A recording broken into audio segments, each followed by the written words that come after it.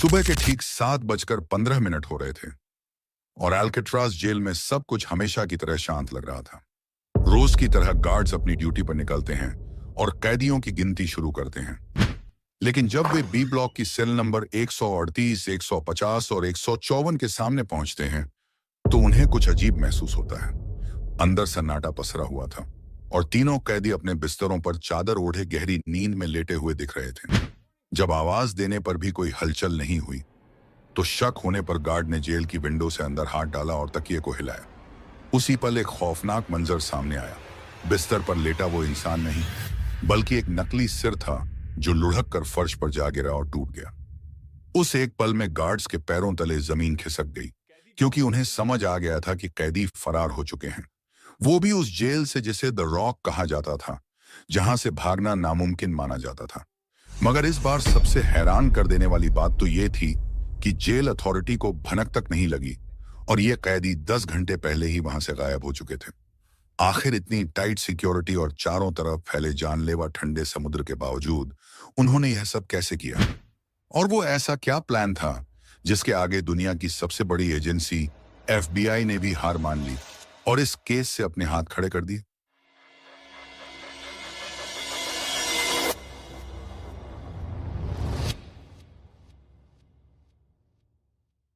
San Francisco के किनारे से करीब 2 किलोमीटर दूर समुद्र के बीचों बीच बना यह आइलैंड सिर्फ एक जेल नहीं बल्कि एक फोर्ट जैसा था। 1934 में जब गवर्नमेंट ने इसे बनाया तो उनका मकसद साफ था, क्रिमिनल्स को एक ऐसी जगह रखना जहां से भागना नामुमकिन हो। यहाँ की सिक्योरिटी इतनी टाइट थी कि भागने के बारे में सोचना भी बेकार था। जेल के चारों तरफ ऊंची दीवारें और नुकीले कांटेदार तार लगे थे। हर कोने पर बड़े बड़े वॉच टावर्स थे जहां हथियारबंद गार्ड्स 24 घंटे नजर रखते थे। उन्हें साफ ऑर्डर मिला था, अगर कोई भागने की कोशिश करे तो बिना पूछे सीधे गोली मार दो। यहाँ हर 3 कैदी पर एक गार्ड तैनात था और दिन भर में 12 बार कैदियों की गिनती होती थी। लेकिन सबसे बड़ी रुकावट कोई गार्ड या दीवार नहीं थी बल्कि वो ठंडा समुद्र था जिसने जेल को चारों तरफ से घेर रखा था। पानी इतना ठंडा होता था कि गिरने के कुछ ही मिनटों में इंसान का शरीर जम जाए और तेज लहरें उसे बहा ले जाएं। यहाँ आने वाले हर कैदी को बस यही लगता था कि इस जेल से बाहर निकलने का कोई रास्ता नहीं है। लेकिन कहते हैं ना, हर मजबूत दीवार में कहीं ना कहीं एक दरार जरूर होती है और अल्काट्राज में वो दरार ढूंढने का काम किया इन 4 खास कैदियों ने। इस पूरे प्लान का मास्टरमाइंड था फ्रैंक मॉरिस। ये कोई आम चोर नहीं था। इसका IQ 133 था जो दुनिया के सबसे होशियार लोगों में गिना जाता है और वो जेल से भागने में एक्सपर्ट था। जब उसे जनवरी 1960 में यहां लाया गया तो उसने डरने के बजाय इस जेल को एक पजल की तरह देखा जिसे सॉल्व करना था। उसका साथ देने के लिए थे 2 भाई जॉन और क्लैरेंस एंगलिन। ये बैंक लूटने के इल्जाम में पकड़े गए थे। इन्हें भी यहां इसलिए शिफ्ट किया गया था क्योंकि इन्होंने अटलांटा जेल से भागने की कोशिश की थी। चौथा साथी था एलन वेस्ट, जिसे भी बार बार भागने की आदत की वजह से ही यहां लाया गया था। वो जेल में मेंटेनेंस का काम करता था, इसलिए उसे जेल के कोने कोने की खबर थी। उसी ने इन्हें बताया था कि छत पर जाने वाले वेंटिलेशन शाफ्ट का पंखा हटाया जा चुका है। बस फिर क्या था, ब्लॉक बी में इन चारों ने मिलकर दुनिया का सबसे खतरनाक एस्केप प्लान बनाना शुरू कर दिया। उनका प्लान सिंपल था कि अपनी अपनी सेल के छेद से निकलकर वे दीवार के पीछे वाले यूटिलिटी कॉरिडोर में पहुंचेंगे। वहां से पाइप्स के सहारे 30 फीट ऊपर चढ़कर वे छत तक पहुंचेंगे।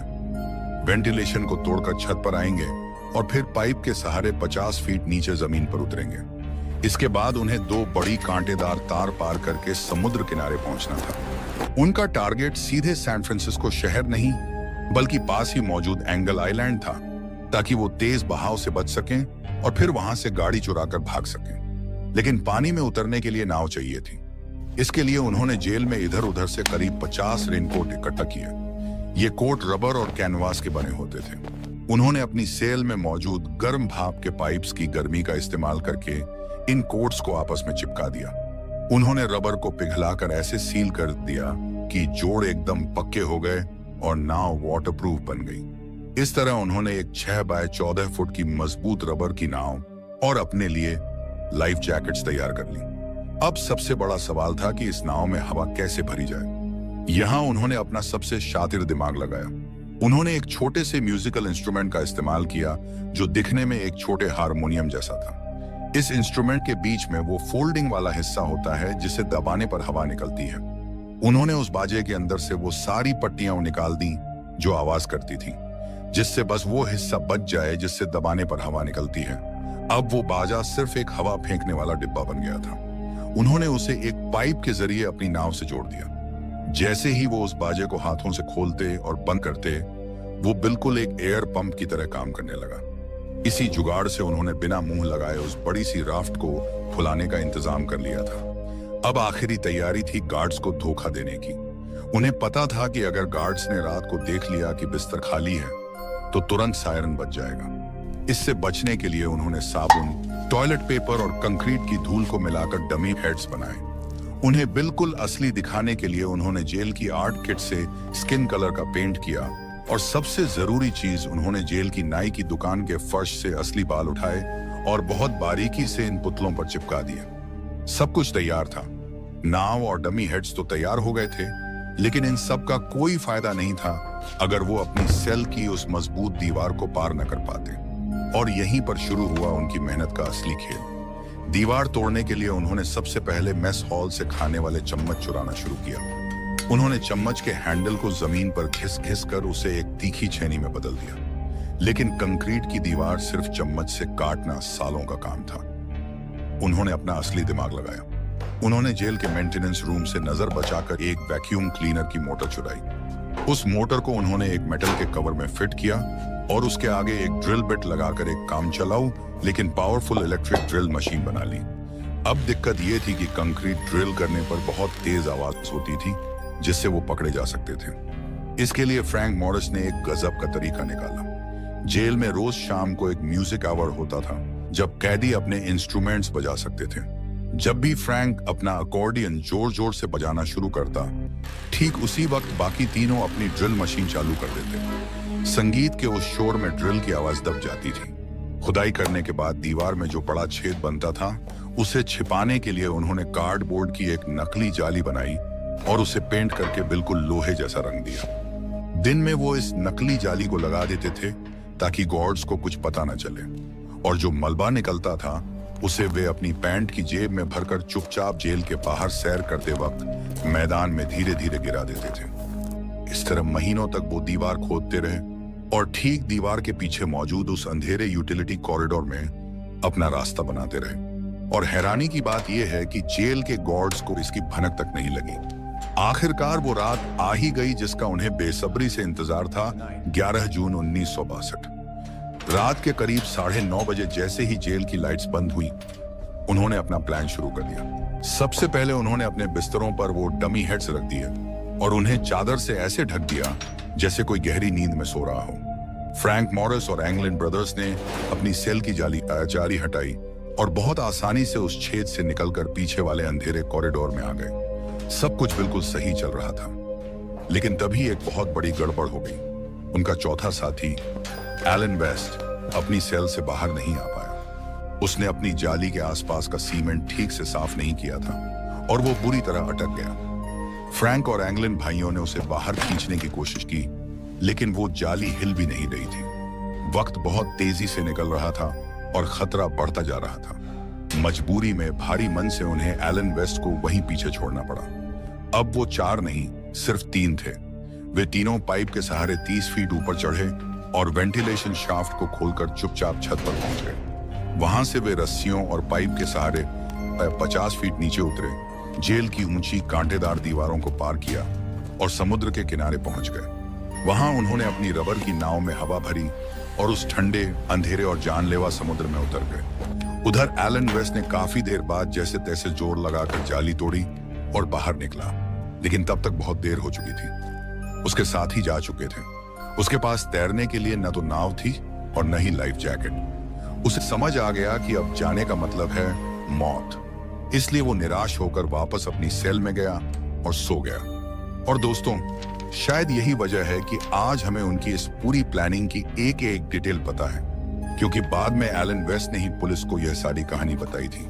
अगली सुबह जब गार्ड्स ने उन बिस्तरों से चादर हटाई तो पूरी जेल में हड़कंप मच गया। उन नकली सिरों को देखकर अल्काट्राज के अधिकारियों के होश उड़ चुके थे। उसी वक्त सायरन बज उठे और शुरू हुआ इतिहास का सबसे बड़ा ऑपरेशन। आसमान में हेलीकॉप्टर मंडरा रहे थे, समंदर में कोस्ट गार्ड की नावें पूरे समुद्र को छानने में लग गए और सैकड़ों सैनिक चप्पा चप्पा छान रहे थे। सबको यही लग रहा था कि वे ज्यादा दूर नहीं गए होंगे, या तो वे पकड़े जाएंगे या उनकी लाशें समुद्र किनारे मिलेंगी। लेकिन दिन बीते, फिर हफ्ते बीते, और हाथ क्या लगा? पानी में तैरता हुआ एक लकड़ी का पैडल और एक प्लास्टिक बैग जिसमें घर वालों की कुछ पुरानी तस्वीरें और चिट्ठियां बची थी, बस और कुछ नहीं। न कोई लाश, न कोई निशान। आखिर में हार मानकर एफबीआई ने अपनी फाइल में लिख दिया कि बर्फीले पानी और तेज लहरों ने उनका काम तमाम कर दिया होगा। 1979 में सबूत न मिलने पर यह केस हमेशा के लिए बंद कर दिया गया। किन दोस्तों, कहानी यहां खत्म नहीं होती। कहानी तो असल में यहां से शुरू होती है, क्योंकि सालों बाद कुछ ऐसी चीजें सामने आईं जिन्होंने दुनिया को चौंका दिया। एंगलिन भाइयों की मां के घर हर साल उनके जन्मदिन पर फूलों का एक गुलदस्ता आता था जिस पर भेजने वाले का कोई नाम नहीं होता था। और सबसे बड़ा धमाका हुआ साल 2013 में, जब सैन फ्रांसिस्को पुलिस को एक चिट्ठी मिली। उस चिट्ठी के शब्द रोंगटे खड़े करने वाले थे। उसमें लिखा था, मेरा नाम जॉन एंगलिन है, मैं जून 1962 में अल्काट्राज से भागा था। हाँ, हम तीनों उस रात बच निकले थे। मेरे दोनों साथी अब मर चुके हैं, लेकिन मैं आज भी जिंदा हूं। उस चिट्ठी में एक सौदा भी था। अगर उसे सिर्फ 1 साल की जेल और इलाज का वादा मिले तो वो दुनिया के सामने आने को तैयार है। एफबीआई ने तुरंत उस चिट्ठी की हैंडराइटिंग की जांच की, लेकिन नतीजा कुछ साफ नहीं निकला। वो चिट्ठी सच थी या झूठ, ये आज भी एक पहेली है। सवाल आज भी वही खड़ा है, वो तीनों उस रात समुद्र की गहराइयों में समा गए थे, या फिर उन्होंने सच में द रॉक को हरा दिया था और अपनी पूरी जिंदगी हमारी और आपकी नजरों से छिपकर बिताई। आपकी इस कहानी को लेकर क्या राय है? नीचे कमेंट्स में जरूर बताइएगा। अगर आपको रहस्यों और सर्वाइवल की ये कहानियां पसंद आ रही हैं, हमारे इस सफर का हिस्सा बनने के लिए चैनल को अभी सब्सक्राइब कर लीजिए और बेल आइकन दबा दीजिए। साथ ही अगला वीडियो आप किस टॉपिक या किस कहानी पर देखना चाहते हैं वो भी कमेंट करके बताइए। जल्द ही मिलते हैं एक और नए रहस्य के साथ। तब तक के लिए शुक्रिया।